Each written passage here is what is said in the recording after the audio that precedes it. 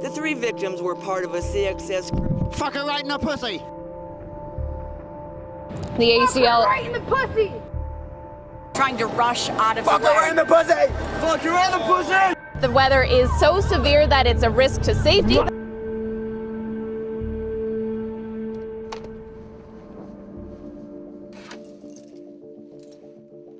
My name's Heather Gillis, and I'm a video journalist and anchor at NTV News, and I have been working here since December 2011. Our workplace is anywhere there is news in this province, I go there. I was doing an interview in St. John's. We were talking about an issue there that had come up at St. John's City Council. Someone drove by and yelled F her in the P at me, and then it kind of derailed the rest of our conversation. It was absolutely humiliating, and to have that said to me was really awkward and embarrassing, to say the least. So I went over and I got a picture of the truck, I tweeted it out, and things just exploded from there. The police contacted me on Twitter saying that they could investigate, so then I called the police and I reported it. He dismissed the case, saying that merely a conversation was interrupted, and it was, but that conversation was a part of my work.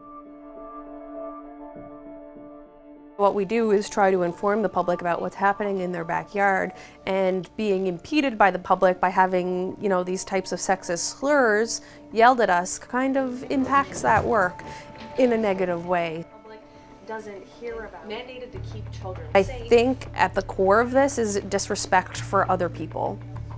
If you're shooting, if you can, try to get that shot of a person, because it could be essentially your evidence. And that's why I think the police had success in locating the person who had yelled this at me. Don't engage with these people because you don't know who they are or what they're capable of. My name is Angela Francis, and right now I'm a video producer at Maclean's magazine. This is far from the first time the small number of Indigenous... The digital world opens up a whole other forum in which women face harassment, face disparaging comments that can be violent and that can be harassing and that can be utterly consuming. It's a 24-hour cycle of commentary for our pieces in the way that it wasn't in the past. You're constantly going to be hearing from people who have some really harassing things to say, some violent things to say. They will seek out your family. They will seek out your social media feeds, Twitter, Instagram, Facebook.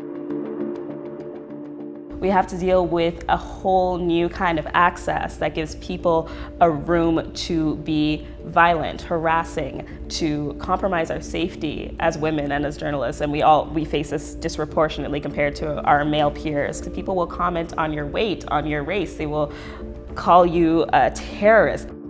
The problem with dealing with sexual harassment in the workplace is it may not always happen to you, but you will see it. And it matters just as much what you do when you observe it as when it is being done to you. If somebody is making inappropriate comments, interject. It's not disrespectful because they're the ones being disrespectful.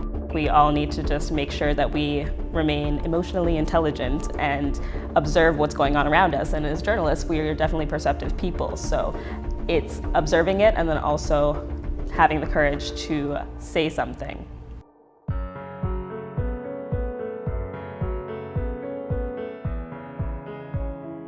There's a real reluctance to come forward because of that precarious nature. There's been physical violence, threats of harassment, abuse of a different nature.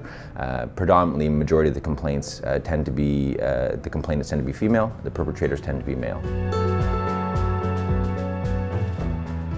We have Hollywood hitters that come in, executives who find themselves here, high-profile actors, and our members are working side by side with them and are exposed to the same nature of issues that you would be hearing about coming out of LA right now in the Me Too movement. And so it's about creating mechanisms that encourage people to come forward, intaking them in a way that is respectful of the incident and in a way that doesn't cause them to sort of repeat it or relive it, and then obviously having tools to proactively address it while respecting, obviously, career trajectories, career paths through the whole thing. Any member, if they've experienced harassment on set or witnessed harassment in the workplace, can call Unifor and proactively have that issue dealt with. No one should ever be silent about harassment in the workplace.